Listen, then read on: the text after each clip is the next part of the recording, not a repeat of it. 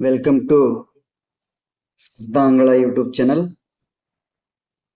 ಎಲ್ಲ ಸ್ನೇಹಿತರಿಗೆ, ಸ್ಪರ್ಧಾ ಮಿತ್ರರಿಗೆ ಸ್ಪರ್ಧಾಂಗಳ ಯೂಟ್ಯೂಬ್ ಚಾನಲ್ಗೆ ಸ್ವಾಗತವನ್ನ ಬಯಸ್ತಾ, ಇವತ್ತಿನ ತರಗತಿಯ ವಿಶೇಷತೆ ಏನಪ್ಪಾ ಅಂತಂದ್ರ, ಇಂಪಾರ್ಟೆಂಟ್ ಆಗಿರ್ತಕ್ಕಂಥ ಟಾಪಿಕ್ SSCಗೆ GDಗೆ ಸಂಬಂಧಪಟ್ಟಂತಹ ತುಂಬಾ ಈಸಿ ಆಗಿರ್ತಕ್ಕಂಥ ಟಾಪಿಕ್ ಯಾವ್ದಪ್ಪ ಅಂತಂದ್ರೆ ಉಪಸರ್ಗ ಅಂತ ಹೇಳಿ ಕರಿತೀವಿ. ಉಪಸರ್ಗ ಉಪಸರ್ಗ ಅಂದ್ರೆ ಏನು? ಕನ್ನಡದಲ್ಲೂ ಕೂಡ ಇದನ್ನ ಉಪಸರ್ಗ ಅಂತ ಹೇಳಿ ಕರಿತೀವಿ. ಹಾಗಾದ್ರೆ ಏನು ಉಪಸರ್ಗ ಅಂದ್ರೆ? ಯಾವ ಪದಕ್ಕೆ ಉಪಸರ್ಗ ಅಂತ ಕರಿತೀವಿ? ಕನ್ನಡದೊಳಗೆ ಹಾಗೆ ಸಾಮಾನ್ಯ ಭಾಷೆಯಲ್ಲಿ ಹೇಳೋದಾದ್ರೆ, ಒಂದು ಶಬ್ದವನ್ನು ಕೊಟ್ಟಿರ್ತಾರೆ, ಒಂದು ಪದವನ್ನು ಕೊಟ್ಟಿರ್ತಾರೆ. ಆ ಪದಕ್ಕೆ ಮುಂದೆ ಒಂದು ಪದವನ್ನು ಹಚ್ಚೋದ್ರಿಂದ, ಇನ್ನೊಂದು ಪದವನ್ನು ಹಚ್ಚೋದ್ರಿಂದ ಆ ಪದ ಸಂಪೂರ್ಣವಾಗಿ ಇನ್ನೊಂದು ಬೇರೆಯಾದಂತಹ ಒಂದು ಅರ್ಥವನ್ನ ಕೊಡುತ್ತೆ. ಅರ್ಥಪೂರ್ಣವಾದಂತಹ ಒಂದು ಶಬ್ದ ರಚನೆ ಆಗುತ್ತೆ. ಆ ಪದವನ್ನು ಉಪಸರ್ಗ ಅಂತ ಹೇಳಿ ಕರಿತೀವಿ. ಹಾಗಾದ್ರೆ ಟಾಪಿಕ್ ಅನ್ನ ಪ್ರಾರಂಭ ಮಾಡೋಕ್ಕಿಂತ ಮುಂಚೆ, ಯಾರೆಲ್ಲ ನೀವು ನಮ್ಮ ಸ್ಪರ್ಧಾ ಅಂಗಳ ಯೂಟ್ಯೂಬ್ ಚಾನೆಲ್ಗೆ ಇನ್ನು ಸಬ್ಸ್ಕ್ರೈಬ್ ಮಾಡ್ಕೊಂಡಿಲ್ಲ, ಬೇಗ ಸಬ್ಸ್ಕ್ರೈಬ್ ಮಾಡ್ಕೊಳ್ರಿ. ಹಾಗೆ ಬಾಜು ಇರ್ತಕ್ಕಂಥ ಬೆಲ್ ಐಕನ್ ಕ್ಲಿಕ್ ಮಾಡಿದ್ರೆ ನಾವು ಏನೇ ವಿಡಿಯೋಸ್ ಅಪ್ಲೋಡ್ ಮಾಡಿದ್ರು ಅದು ನಿಮ್ಗೆ ನೋಟಿಫಿಕೇಶನ್ ಬರುತ್ತೆ. ಎಕ್ಸಾಮ್ ಇನ್ನು ಕೆಲವೇ ದಿನಗಳ ಹತ್ರ ಇರೋದ್ರಿಂದ ಆಲ್ಮೋಸ್ಟ್ ಎಲ್ಲಾ ಟಾಪಿಕ್ ಗಳಲ್ಲಿ ಕೂಡ ನಾನು ಮುಗಿಸುವಂತ ಪ್ರಯತ್ನವನ್ನು ಮಾಡಿದ್ದೀನಿ. ನೋಡ್ರಿ, ಮತ್ತೆ ಪ್ರೀವಿಯಸ್ ಕ್ವಶನ್ ಪೇಪರ್ ಅನ್ನು ಕೂಡ ಬಿಡಿಸುವಂತ ಕ್ಲಾಸ್ಗಳು ಅದಾವ. ತುಂಬಾ ಇಂಪಾರ್ಟೆಂಟ್ ಆಗಿರ್ತಕ್ಕಂಥ ಕ್ಲಾಸಸ್ಗಳು. ನೀವು ಪ್ರೀವಿಯಸ್ ಕ್ವಶನ್ ಪೇಪರ್ ನೋಡ್ರಿ, ಅದನ್ನು ಕೂಡ ಮಾಡಿದ್ರಿ. ಮತ್ತೆ ಎಲ್ಲಾ ಟಾಪಿಕ್ಗಳು ಕೂಡ ನಾನು ಕಂಪ್ಲೀಟ್ ಮಾಡ್ಕೊಟ್ಟಿದ್ದೀನಿ. ದಯವಿಟ್ಟು ಇದರ ಸದುಪಯೋಗ ಪಡಿಸ್ಕೊಡ್ರಿ ಅಂತ ಹೇಳ್ತಾ, ನೋಡ್ರಿ, ಇನ್ನು ನಮ್ಮ ಸ್ಪರ್ಧಾಂಗಳ ಯೂಟ್ಯೂಬ್ ಚಾನಲ್ ಯಾರೆಲ್ಲ ಸಬ್ಸ್ಕ್ರೈಬ್ ಇಲ್ಲ ದಯವಿಟ್ಟು ಸಬ್ಸ್ಕ್ರೈಬ್ ಮಾಡ್ಕೊಳ್ರಿ. ಹಾಗೆ ನಿಮ್ಮ ಫ್ರೆಂಡ್ಸ್ಗೂ ಶೇರ್ ಮಾಡ್ರಿ. ನಿಮಗೆ ಕ್ಲಾಸ್ ಇಷ್ಟ ಆದ್ರೆ ಲೈಕ್ ಬರ್ತಾ ಇಲ್ಲ ಅಂತ ಹೇಳ್ತಾ ತರಗತಿಯನ್ನ ಪ್ರಾರಂಭ ಮಾಡೋಣ. ನೋಡ್ರಿ, ಉಪಸರ್ಗ ಅಂದ್ರೆ ಏನು? ಉಪಸರ್ಗನ ಏನಂತ ಕರಿತೀವಿ? ಉಪಸರ್ಗ ಅಂದ್ರೆ ಏನು? ಶಬ್ದಾಂಶ ಅಂದ್ರೆ ಅಕ್ಷರವಂತ ಸಮೂಹ ಅಂತ ಕರಿತೀವಿ. ಅಕ್ಷರ ಅಥವಾ ಅಕ್ಷರಗಳ ಸಮೂಹವನ್ನು ಶಬ್ದಾಂಶ ಅಂತ ಕರಿತೀವಿ. अक्षरों के समूह होते हैं जो किसी मूल शब्द के ಶುರುವಾತ್ ಯಾವುದೇ ಒಂದು ಶಬ್ದದ ಪ್ರಾರಂಭದಲ್ಲಿ, ಶುರುವಾತ್ ಅಂದ್ರೆ ಪಹಲೆ ಮೇ जोड़कर उसके अर्थ में विशेषता लाते हैं या उसे ಬದಲ್ತೆ ಹೇ ಅಂತಕ್ಕಂಥದ್ದು. ಯಾವುದೇ ಒಂದು ಮೂಲ ಪದದಲ್ಲಿ ಯಾವುದೇ ಒಂದು ಮೂಲ ಶಬ್ದವನ್ನು ಕೊಟ್ಟಿರ್ತಾರೆ, ಆ ಶಬ್ದಕ್ಕೆ ಮೊದಲಿಗೆ ಒಂದು ಪದವನ್ನ ಜೋಡಿಸೋದ್ರಿಂದ ಅದು ಬೇರೆ ವಿಶೇಷತೆಯನ್ನು ಕೊಡುತ್ತೆ, ಬೇರೆ ಅರ್ಥವನ್ನ ಕೊಡುತ್ತೆ. ಹಾಗಾದ್ರೆ ಬೇರೆ ಅರ್ಥವನ್ನೇ ಬದಲಾವಣೆ ಮಾಡುತ್ತೆ. ಯಾವ ರೀತಿಯಾಗಿ ಅಂತಕ್ಕಂಥದ್ದನ್ನ ನಾವು ನೋಡ್ಬೋದು. ಅದನ್ನೇ ಉಪಸರ್ಗ ಅಂತ ಹೇಳಿ ಕರಿತೀವಿ. ಹಾಗಾದ್ರೆ ಏನು? वे स्वयं स्वतंत्र अर्थ नहीं रखते पर शब्द के साथ मिलकर नया अर्थ बनाते हैं. ಆ ಒಂದು ಉಪಸರ್ಗವನ್ನು ಹಾಕ್ತಿವಲ್ಲ, ಮೊದಲಿಗೆ ಉಪಸರ್ಗವನ್ನು ಏನು ಕೂಡಿಸ್ತೀವಲ್ಲ, ಅದು ಸ್ವಂತ ಅರ್ಥವನ್ನು ಕೊಡಲ್ಲ, ಆದ್ರೆ ಆ ಇನ್ನೊಂದು ಶಬ್ದಕ್ಕೆ ಕೂಡಿ ಅದು ಒಂದು ಹೊಸದಾದ ಅರ್ಥವನ್ನು ಕೊಡುವಂತ ಪದವು ರಚನೆಯಾಗತ್ತೆ. ಹಾಗಾದ್ರೆ ಯಾವ ರೀತಿಯಾಗಿ ರಚನೆ ಆಗುತ್ತೆ? ಎಕ್ಸಾಂಪಲ್ ನೋಡ್ರಿ, ಪ್ರ ಅಂತಕ್ಕಂಥ ಪದವನ್ನು ಕೊಟ್ಟಿದ್ದೀನಿ, ಪ್ರ ಅಂತಕ್ಕಂಥ ವರ್ಣ ಕೊಟ್ಟಿದ್ದೀನಿ. ಈ ಪ್ರ ಅಂತಕ್ಕಂಥ ವರ್ಣ ಹಾರ ಅಂತಕ್ಕಂಥ ಒಂದು ವರ್ಣಕ್ಕೆ, ಹಾರ ಅಂತಕ್ಕಂಥ ಒಂದು ಪದಕ್ಕೆ ಕೂಡಿಸೋದ್ರಿಂದ ಪ್ರಹಾರ ಅಂತಕ್ಕಂಥ ಪದದ ಅರ್ಥವನ್ನು ರಚನೆ ಆಯಿತು. ಪ್ರಹಾರ ಅಂತಕ್ಕಂಥ ಪದದ ರಚನೆ ಆಯಿತು. ಪ್ರಹಾರ ಅಂತಕ್ಕಂಥದ್ದು ನೋಡ್ರಿ, ಪ್ರ ಅಂತಕ್ಕಂಥ ವರ್ಣ, ಹಾರ ಅಂತಕ್ಕಂಥ ಒಂದು ಪದ ಐತಲ್ಲ, ಆ ಪದಕ್ಕೆ ಪ್ರ ಅಂತಕ್ಕಂಥ ವರ್ಣವನ್ನು ಮೊದಲಿಗೆ ಹಚ್ಚೋದ್ರಿಂದ ಅದು ನೋಡ್ರಿ ಕೂಡಿಸಿ ಬರೆದ್ರೆ ಪ್ರಹಾರ ಅಂತಕ್ಕಂಥ ಅರ್ಥವನ್ನು ಕೊಡುತ್ತೆ. ಈ ರೀತಿಯಾಗಿ ಶಬ್ದಗಳು ಮೊದಲಿಗೆ ಒಂದು ಶಬ್ದವನ್ನು ಕೊಟ್ಟಿರ್ತಾರೆ, ಅದಕ್ಕೆ ಮೊದಲು ಯಾವ ಪದಗಳನ್ನು ಹಚ್ಚೋದ್ರಿಂದ ಒಂದು ಹೊಸದಾದ ಅರ್ಥವುಳ್ಳುವಂತ ಪದ ರಚನೆ ಆಗತ್ತೆ ಅನ್ನೋದೇ ಉಪಸರ್ಗಕ್ಕೆ ಉದಾಹರಣೆಗಳಾಗ್ತವೆ. ತುಂಬಾ ಈಸಿ ಆಗಿರ್ತಕ್ಕಂಥ ಟಾಪಿಕ್. ನಿಮ್ಗೆ ಎಕ್ಸಾಂಪಲ್ ಬಿಡಿಸ್ಕೊಂತ ಹೋದಾಗೆಲ್ಲ ಗೊತ್ತಾಗತ್ತೆ ಯಾವ ರೀತಿ ಅಂತಕ್ಕಂಥದ್ದು. ನೋಡ್ರಿ, ಈ ರೀತಿ ಇದೆ ಎಕ್ಸಾಂಪಲ್ಸ್. ಅ ಉಪಸರ್ಗವನ್ನು, ಯಾವುದೇ ಒಂದು ಪದಕ್ಕೆ ಅ ಅಂತಕ್ಕಂಥ ಉಪಸರ್ಗವನ್ನು ಸೇರಿಸೋದ್ರಿಂದ ಯಾವ ಪದಗಳು ರಚನೆ ಆಗ್ತಾವು ಅಂತಕ್ಕಂಥದ್ದು ನಾವು ನೋಡ್ಬೇಕಾಗತ್ತೆ.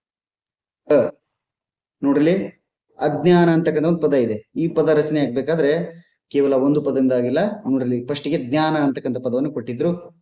ಜ್ಞಾನ ಪದಕ್ಕೆ ಅ ಅಂತಕ್ಕಂಥ ಉಪಸರ್ಗವನ್ನ ಸೇರಿಸಿರೋದ್ರಿಂದ ಅದು ಕೂಡಿಸಿ ಬರೆದ್ರೆ ಅಜ್ಞಾನ ಅಂತಕ್ಕಂಥ ಪದ ರಚನೆ ಆಯಿತು. ಹಾಗಾದ್ರೆ ಇಲ್ಲಿ ಅವರು ಈ ತರ ಕೇಳ್ಬೋದು, ಅಜ್ಞಾನ ಕೊಟ್ಟು ಇಸ್ಮೆ ಜುಡೆ ಹುಯೆ ಉಪಸರ್ಗ ವರ್ಣ ಕಾ ಜ್ಞಾತ ಕೀಜಿಯೆ ಅಂತಕ್ಕಂಥ ಕೇಳ್ಬೋದು. ಅಥವಾ ಅಜ್ಞಾನ ಅಂತ ಈ ತರ ಅ ಪ್ಲಸ್ ಜ್ಞಾನ ಬಿಡಿಸಿ ಇದನ್ನ ಈ ಎರಡು ಪದಗಳನ್ನು ಸೇರಿಸಿದ್ರೆ ಯಾವ ಒಂದು ಉಪಸರ್ಗ ರಚನೆ ಆಗತ್ತೆ ಅಂತಕ್ಕಂಥದ್ದು ಕೇಳಬಹುದು. ನೋಡ್ರಿ, ಅ ಪ್ಲಸ್ ಜ್ಞಾನ ಅಂತಕ್ಕಂಥ ಸೇರಿಸಿದ್ರೆ ಅಜ್ಞಾನ. ಅದಿಂದ ಯಾವ ಯಾವ ಪದಗಳನ್ನು ನಾವು ರಚನೆ ಮಾಡಬಹುದು. ಮುಂದೆ ನೋಡ್ರಿ, ಛಲ ಅಂತ ಇದೆ. ಛಲ ಇದನ್ನ ಅ ಸೇರಿಸೋದ್ರಿಂದ ಅ ಪ್ಲಸ್ ಛಲ ಅಛಲ. ಅ ಪ್ಲಸ್ ಛಲ ಅಚ್ಛಲ ಅಂತಕ್ಕಂಥ ಪದದ ರಚನೆ ಆಯ್ತು. ಹೌದಾ? ಅ ಪ್ಲಸ್ ಛಲ ಅಚ್ಛಲ ಅಂತಕ್ಕಂಥ ಪದದ ರಚನೆ. ಮುಂದೆ ನೋಡ್ರಿ ಅಜಯ್ ಅಂತ ಇದೆ. ಈ ಅಜಯನ ಬಿಡಿಸಿ ಬರೆದಾಗ ಯಾವ ರೀತಿ ಆಗುತ್ತೆ ನೋಡ್ರಿ, ಅ ಪ್ಲಸ್ ಜಯ.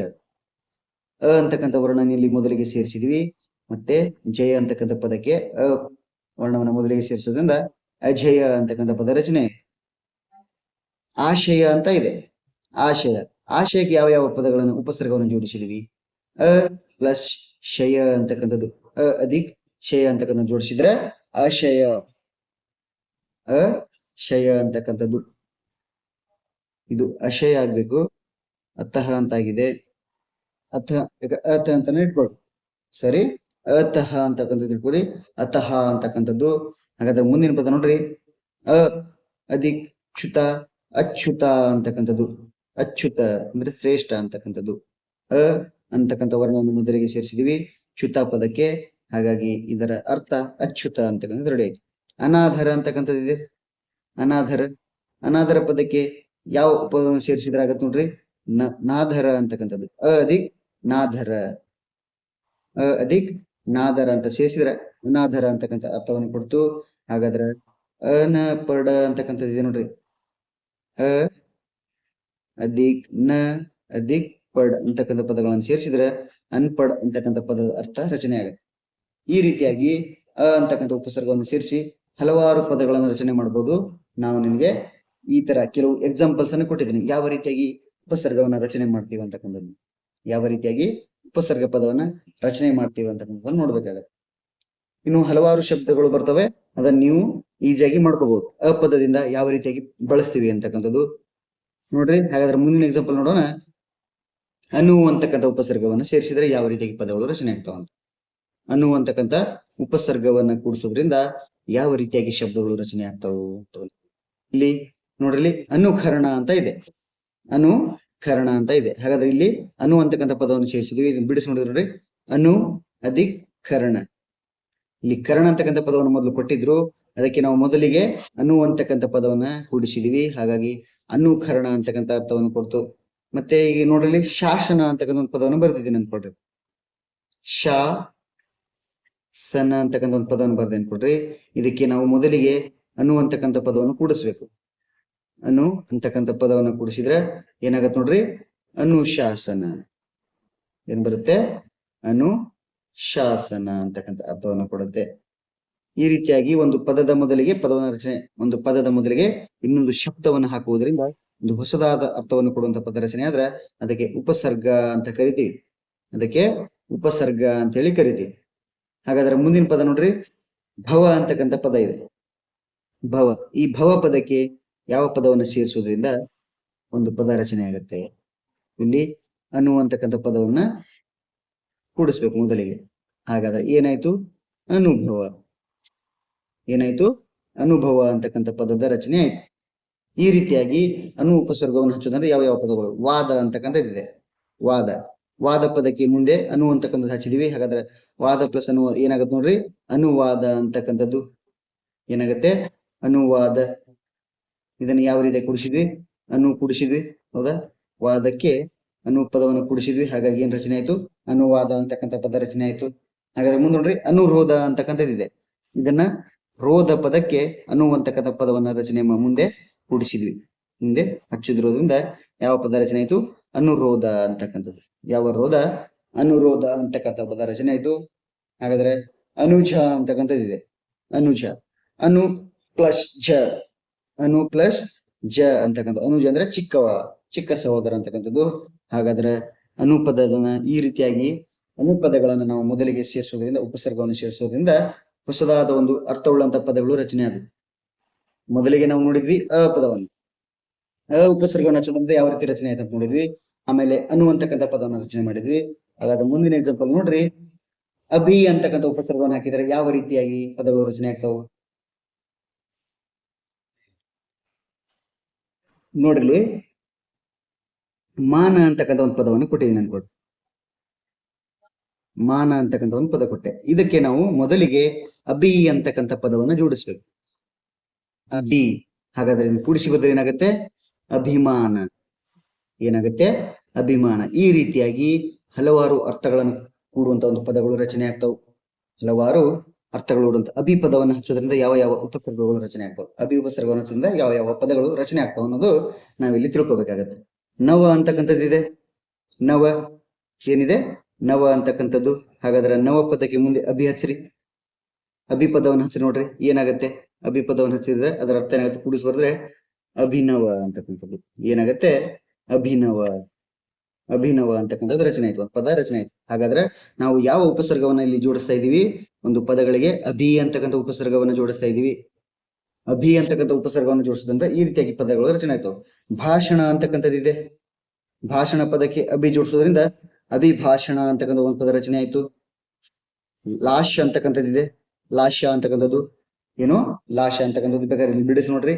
ಲಾಶ. ಈ ಪದಕ್ಕೆ ಮೊದಲಿಗೆ ನಾವು ಅಭಿ ಅನ್ನೋಕ್ಕಂತ ಪದವನ್ನು ಉಪಸರ್ಗವನ್ನು ಹಾಕ್ರಿ.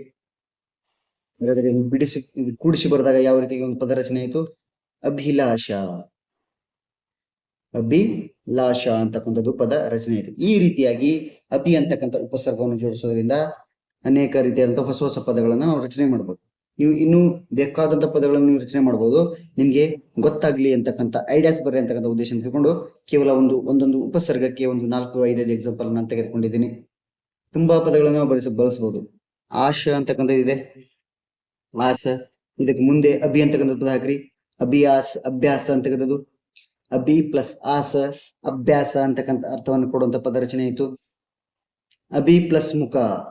ಮುಖ ಅಂತಕ್ಕಂಥ ಪದವನ್ನು ಕೊಟ್ಟಿದ್ರು. ಅದಕ್ಕೆ ಮುಂದೆ ಅಭಿ ಅಂತಕ್ಕಂಥ ಪದವನ್ನು ಉಪಸರ್ಗವನ್ನು ಜೋಡಿಸೋದ್ರಿಂದ ಅಭಿಮುಖ ಅಂತಕ್ಕಂಥ ಒಂದು ಪದ ರಚನೆ ಆಯಿತು. ಅಭಿಮುಖ ಅಂತಕ್ಕಂಥ ಒಂದು ಪದ ರಚನೆ ಆಯಿತು. ಈ ರೀತಿಯಾಗಿ ನಾವು ಉಪಸರ್ಗಗಳನ್ನ ನಾವು ಕಂಡುಹಿಡಿಬೇಕಾಗತ್ತೆ.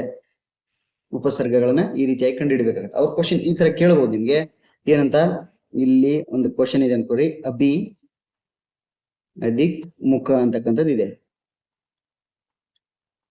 दोनों उपसर्ग जोड़कर एक नया शब्द ಬರ್ತಾಯಿಯೇ ಅಂತಕ್ಕಂತ ಕೇಳಬಹುದು. ಎರಡನ್ನ ಕೂಡಿಸಿದ್ರೆ ಏನ್ ಬರುತ್ತೆ? ಅಭಿ ಅಭಿಮುಖ ಅಂತಕ್ಕಂಥ ಪದ ರಚನೆ ಆಯ್ತು. ಹೌದಾ? ಅಥವಾ अभिमुख अभिमुख पद में अभिमुख दिए गए अभिमुख शब्द में ಉಪಸರ್ಗ ಜ್ಞಾತ ಕೀಜಿಯೇ. ದಿಯೇ ಗಯೇ ಅಭಿಮುಖ ಶಬ್ದವೇ ಉಪಸರ್ಗ ಜ್ಞಾತ ಕೀಜಿಯೇ ಅಂತಕ್ಕಂಥದ್ದು ಕೇಳಿದ್ರೆ ನೀವು ಅದನ್ನ ಬಿಡಿಸಿ ಬರಿಬೇಕಾಗತ್ತೆ. ಅಭಿ ಪ್ಲಸ್ ಮುಖ ಅಭಿಮುಖ. ಹಾಗಾದ್ರೆ ಇದ್ರೊಳಗೆ ಕೂಡಿರ್ತಕ್ಕಂಥ ಉಪಸರ್ಗ ಯಾವುದಪ್ಪ ಅಂತಂದ್ರೆ ಅಭಿ ಅಂತಕ್ಕಂಥದ್ದು. ಈ ರೀತಿಯಾಗಿ ನಾವು ಶಬ್ದಗಳನ್ನು, ಉಪಸರ್ಗಗಳನ್ನು ನಾವು ಕಂಡುಹಿಡಿಬೇಕಾಗತ್ತೆ. ತುಂಬಾ ಈಸಿ ಆಗಿರ್ತಕ್ಕಂಥದ್ದು. ಶಬ್ದಗಳನ್ನು ನೀವು ಹಲವಾರು ಅರ್ಥಗಳು ಸಿಗ್ತವೆ. ಹಲವಾರು ಶಬ್ದಗಳನ್ನು ನಾವು ರಚನೆ ಮಾಡಬಹುದು. ಒಂದು ಪದವನ್ನು ತಗೊಂಡು, ಒಂದು ಉಪಸರ್ಗವನ್ನು ತಗೊಂಡು ಹಲವಾರು ಪದಗಳನ್ನು ನಾವು ಬರಿಬಹುದು. ನಿಮ್ಗೆ ಐಡಿಯಾಸ್ ಬರ್ಲಿ ಅಂತ ಇಷ್ಟು ಕೆಲವೊಂದು ಎಕ್ಸಾಂಪಲ್ ತಗೊಂಡು ನಾನು ನಿಮ್ಗೆ ಹೇಳ್ತಾ ಇದ್ದೀನಿ. ಇದರ ಉಪಯೋಗನ ಪಡ್ಕೊಳ್ರಿ. ಕ್ಲಾಸಸ್ ಇಷ್ಟ ಆದ್ರೆ ಒಂದು ಲೈಕ್ ಬರ್ತಾ ಇರ್ಲಿ, ನಿಮ್ಮ ಫ್ರೆಂಡ್ಸ್ಗೂ ಶೇರ್ ಮಾಡ್ರಿ ಅಂತ ಹೇಳ್ತಾ ಮುಂದಿನ ಎಕ್ಸಾಂಪಲ್ ಇದೆ. ಅತಿ ಅಂತಕ್ಕಂಥ ಉಪಸರ್ಗವನ್ನು ಜೋಡಿಸೋದ್ರಿಂದ ಯಾವ ರೀತಿ ಪದಗಳನ್ನು ನಾವು ರಚನೆ ಮಾಡಬಹುದು? ಅತಿ ಅಂತಕ್ಕಂಥ ಪದ ಇದೆ ಅನ್ಕೊಳ್ರಿ. ಅತಿ. ಹಾಗಾದ್ರೆ ಯಾವ ರೀತಿಯಾಗಿ ಬಳಸ್ತೀವಿ? ಇಲ್ಲಿ ಅಧಿಕ ಅಂತ ಒಂದು ಪದವನ್ನು ಕೊಟ್ಟಿದ್ರು ಅವ್ರು ಫಸ್ಟ್. ಅಧಿಕ ಅಂತಕ್ಕಂಥ ಒಂದು ಪದವನ್ನು ಕೊಟ್ಟಿದ್ದಾರೆ ಅನ್ಕೊಡ್ರಿ. ಇದಕ್ಕೆ ನಾವು ಅತಿ ಅಂತಕ್ಕಂಥ ಪದವನ್ನ ಮೊದಲಿಗೆ ಉಪಸರ್ಗವನ್ನ ಹಚ್ಚಬೇಕು. ಟಿ ಅಂತಕ್ಕಂಥ ಉಪಸರ್ಗವನ್ನು ಹಚ್ಚಿದ್ವಿ. ಹಾಗಾದ್ರೆ ಇದನ್ನ ಕೂಡಿಸಿ ಬರೆದಾಗ ಒಂದು ಪದ ರಚನೆ ಆಗಬೇಕು. ಹೊಸದಾದ ಅರ್ಥವನ್ನು ಕೊಡುವಂತ ಪದ ಏನಾಗತ್ತಪ್ಪ ಅಂತಂದ್ರೆ ಅತ್ಯಧಿಕ ಅಂತ ಕರಿತೀವಿ. ಏನ್ ಕರಿತೀವಿ? ಅತ್ಯಧಿಕ ಅಂತಕ್ಕಂಥ ಪದ ಒಂದು ರಚನೆ ಆಯಿತು.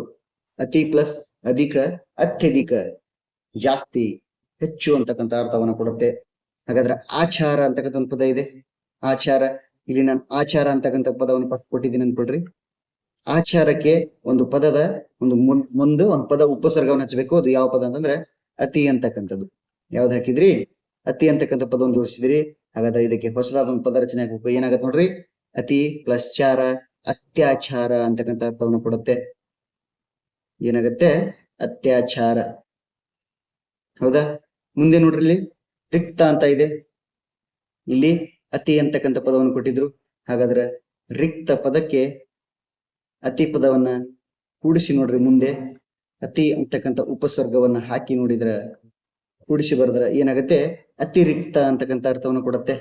ಏನ್ ಕೊಡುತ್ತೆ? ಅತಿ ರಿಕ್ತ ಅಂತಕ್ಕಂಥ ಅರ್ಥವನ್ನು ಕೊಡ್ತು. ಈ ರೀತಿಯಾದಂತಹ ನಾವು ಉಪಸರ್ಗಗಳನ್ನ, ಪದಗಳನ್ನ ನಾವು ಕಂಡುಹಿಡಿಯಬೇಕಾಗತ್ತೆ. ತುಂಬಾ ಈಸಿ ಆಗಿರ್ತಕ್ಕಂಥದ್ದು, ತುಂಬಾ ಈಸಿ ಆಗಿರ್ತಕ್ಕಂಥ ಟಾಪಿಕ್ ಆಗಿರುತ್ತೆ. ನೋಡ್ಲಿ, ಶಯ ಅಂತಕ್ಕಂಥ ಪದವನ್ನು ಕೊಟ್ಟಿದ್ರು ಅಂತ ಅನ್ಕೊಡ್ರಿ. ಶಯ ಪದವನ್ನು ಕೊಟ್ಟು ಇಲ್ಲಿ ಅತಿಶಯ ಅಂತ ಆಗ್ಬೇಕು ಅಂತ ಒಂದು ಪದವನ್ನು ಕೊಟ್ಟಿರ್ತಾರೆ ಅನ್ಕೊಡ್ರಿ. ಅತಿಶಯ ಅಂತಕ್ಕಂಥ ಪದವನ್ನು ಕೊಟ್ಟಿರ್ತಾರೆ ಅನ್ಕೊಡ್ರಿ. ನೀವು ಯಾವ ರೀತಿಯಾಗಿ ಬರೀತೀರಿ? ಹಾಗಾದ್ರೆ ಅತಿ ಪ್ಲಸ್ ಶಯ ಅಂತಕ್ಕಂಥ ಪದವನ್ನು ರಚನೆ ಮಾಡಿದ್ರೆ ಹೊಸದಾದ ಒಂದು ಅರ್ಥವುಳ್ಳಂತ ಪದ ಬಂತು. ಯಾವುದು? ಅತಿಶಯ ಅಂತಕ್ಕಂಥದ್ದು. ಹಾಗಾದ್ರೆ ಮುಂದೊಂದು ಪದ ಇದೆ ನೋಡ್ರಿ, ಕ್ರಮಣ ಅಂತಕ್ಕಂಥದ್ದು. ಏನು? ಕ್ರಮಣ ಅಂತ ಇದೆ. ಕ್ರಮಣ ಅಂತಕ್ಕಂಥ ಒಂದು ಪದ ಇದೆ. ಹಾಗಾದ್ರೆ ಈ ಪದಕ್ಕೆ ಏನ್ ಸೇರಿಸ್ಬೇಕು ನಾವು? ಅತಿ ಅಂತಕ್ಕಂಥ ಉಪಸರ್ಗವನ್ನು ಸೇರಿಸಬೇಕಾಗತ್ತೆ. ಅತಿ ಅಂತಕ್ಕಂಥ ಉಪವನ್ನು ಸೇರಿಸಿದ್ರೆ ಏನಾಯ್ತು? ಅತಿಕ್ರಮಣ ಅಂತಕ್ಕಂಥದ್ದು. ಹೌದಾ? ಈ ರೀತಿಯಾಗಿ ಎಕ್ಸಾಂಪಲ್ ನಿಮ್ಗೆ ಹಂಗೆ ಎಕ್ಸ್ಟ್ರಾ ಹೇಳ್ತಾ ಇದೀವಿ. ಇಲ್ಲಿ ನಾವು ಹಿಂದಿನ ಎಕ್ಸಾಮ್ ಸ್ಲೈಡ್ ನೋಡಿದ್ವಿ, ಅಭಿ ಅಂತಕ್ಕಂಥದ್ದು ಮತ್ತೆ ಹಿಂದೆ ಅನು ಅಂತಕ್ಕಂಥದ್ದು. ಈ ಅನು ಅಂತಕ್ಕಂಥ ಪದಕ್ಕೂ ನಾವು ಕ್ರಮಣ ಅಂತಕ್ಕಂಥ ಪದವನ್ನು ರಚನೆ ಮಾಡಬಹುದಾ? ಕ್ರಮಣ ಅಂತ ಇದೆ ಅನ್ಕೊಳ್ರಿ. ಇದಕ್ಕೆ ನಾವು ಅನು ಅಂತ ಹಾಕ್ರಿ.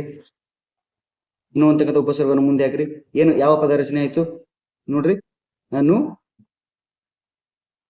ಅನುಕ್ರಮಣ ಅಂತಕ್ಕಂಥ ಒಂದು ಪದ ರಚನೆ ಆಯ್ತು. ಹೌದಾ? ಅನುಕ್ರಮಣ ಅಂತಕ್ಕಂಥ ಪದ. ಈ ರೀತಿಯಾಗಿ ನಾವು ಒಂದು ಪದವನ್ನ ಕೊಟ್ಟಿರ್ತಾರೆ, ಆ ಪದದ ಮುಂದೆ ಯಾವ ರೀತಿಯಾದಂತ ಉಪಸರ್ಗಗಳನ್ನು ಜೋಡಿಸಿದ್ರೆ ಆ ಪದಗಳು ಅರ್ಥವನ್ನು ಕೊಡುತ್ತೆ ಅಂತಕ್ಕಂಥದ್ದನ್ನ ನಾವು ತಿಳ್ಕೊಬೇಕಾಗತ್ತೆ. ತುಂಬಾ ಈಸಿ ಆಗಿರ್ತಕ್ಕಂಥದ್ದು. ನೀವು ಹೆಚ್ಚಿನ ಎಕ್ಸಾಂಪಲ್ ನಿಮ್ಗೆ ಬರುತ್ತೆ ನೋಡ್ರಿ. ಮತ್ತೆ ಕ್ಲಾಸಸ್ ಅನ್ನ ನೀವು ನೋಡ್ತಾ ಇದ್ರೆ ನಿಮ್ಗೆ ಗೊತ್ತಾಗುತ್ತೆ ಯಾವ ರೀತಿಯಾಗಿ ಪದಗಳ ರಚನೆ ಮಾಡ್ಬೇಕಂತ ಹೇಳಿ.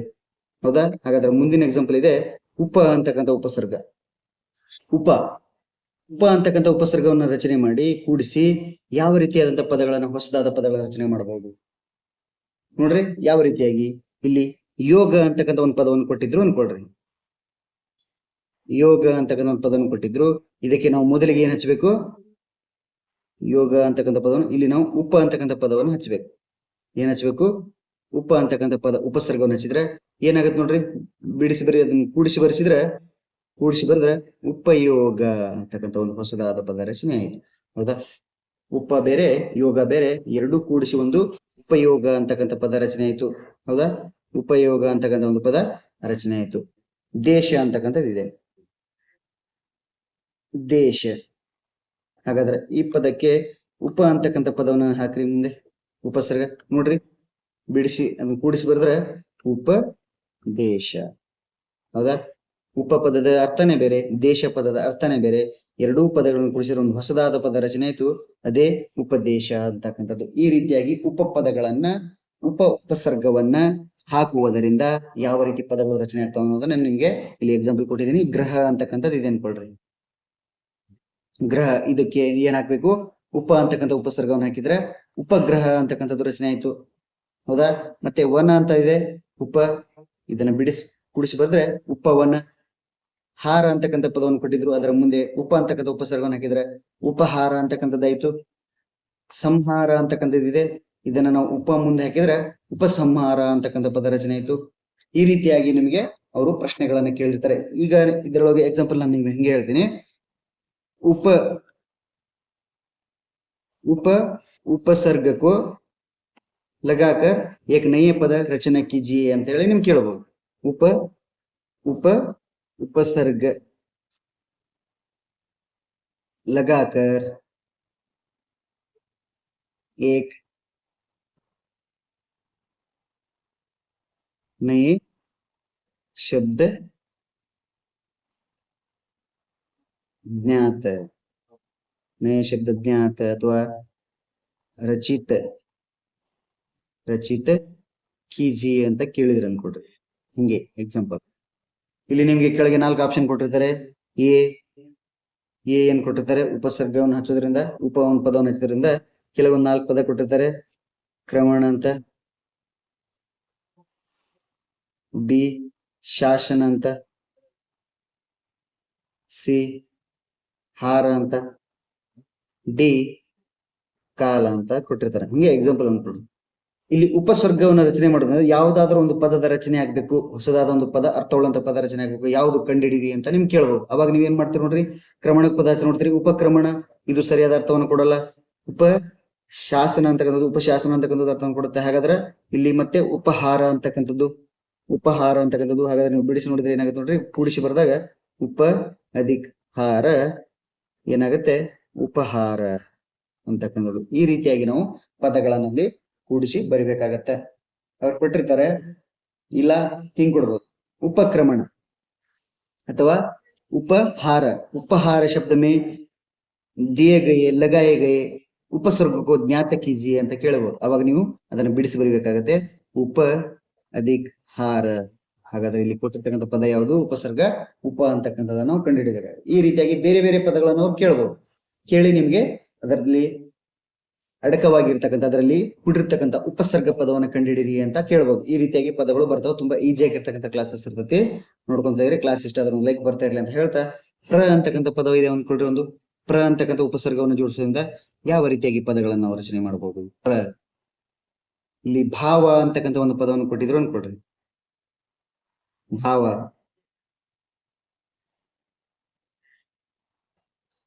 ಭಾವ ಅಂತಕ್ಕಂಥ ಪದವನ್ನು ಕೊಟ್ಟಿದ್ರು ಅನ್ಕೊಳ್ರಿ. ಇದಕ್ಕೆ ನಾವು ಏನ್ ಹಚ್ಬೇಕು? ಪ್ರ ಅಂತಕ್ಕಂಥ ಪದವನ್ನ ಉಪಸರ್ಗವನ್ನ ಮೊದಲಿಗೆ ಹಚ್ಚಬೇಕು. ಹಾಗಾದ್ರೆ ಮೊದಲಿಗೆ ಹಚ್ಚೋದ್ರೆ ಏನಾಗುತ್ತೆ ನೋಡ್ರಿ, ರಚನೆ ಮಾಡ್ರಿ.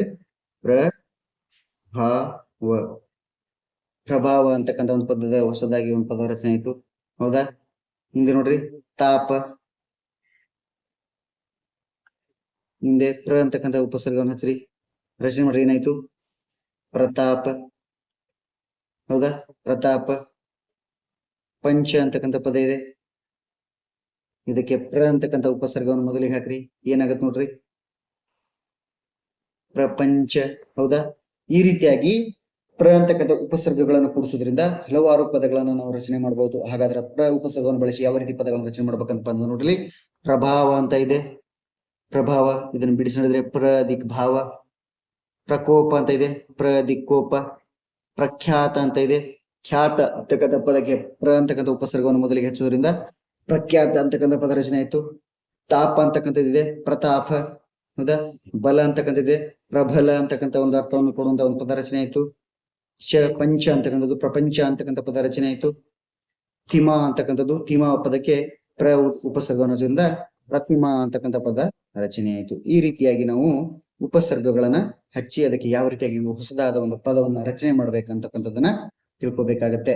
ತುಂಬಾ ಉಪಯುಕ್ತವಾದಂತ ಕ್ಲಾಸು ನೋಡ್ರಿ. ಈ ರೀತಿಯಾಗಿ ನಾವು ಇವತ್ತೇನ್ ನೋಡಿದ್ವಪ್ಪ ಅಂತಂದ್ರೆ ಉಪಸರ್ಗ ಅಂತಕ್ಕಂಥ ತುಂಬಾ ಈಸಿ ಆಗಿರ್ತಕ್ಕಂಥ ಟಾಪಿಕ್, ತುಂಬಾ ಯೂನಿಕ್ ಆಗಿರ್ತಕ್ಕಂಥ ಟಾಪಿಕ್ ನೋಡ್ರಿ. ತುಂಬಾ ಹೆಲ್ಪ್ಫುಲ್ ಆಗುತ್ತೆ. ತುಂಬಾ ರಿಪೀಟೆಡ್ ಕ್ವಶನ್ಗಳು ಕೇಳಿ ಕ್ವಶನ್ ಪೇಪರ್ ಅನ್ನು ಬಿಡಿಸುವಾಗ ನಿಮ್ಮನ್ನ ಅದನ್ನು ಹೇಳಿದೀನಿ. ಉಪಸರ್ಗದ ಮೇಲೆ ನೆಕ್ಸ್ಟ್ ಟೈಮ್ ಮತ್ತೆ ಪಾರ್ಟ್ 3 ಪಾರ್ಟ್ 4 ಬರುವಾಗ ನಿಮ್ಗೆ ಗೊತ್ತಾಗತ್ತೆ ಯಾವ ರೀತಿ ಕ್ವಶನ್ಸ್ ಗಳು ಕೇಳಿದಿರು ಅಂತಕ್ಕಂಥದ್ದು.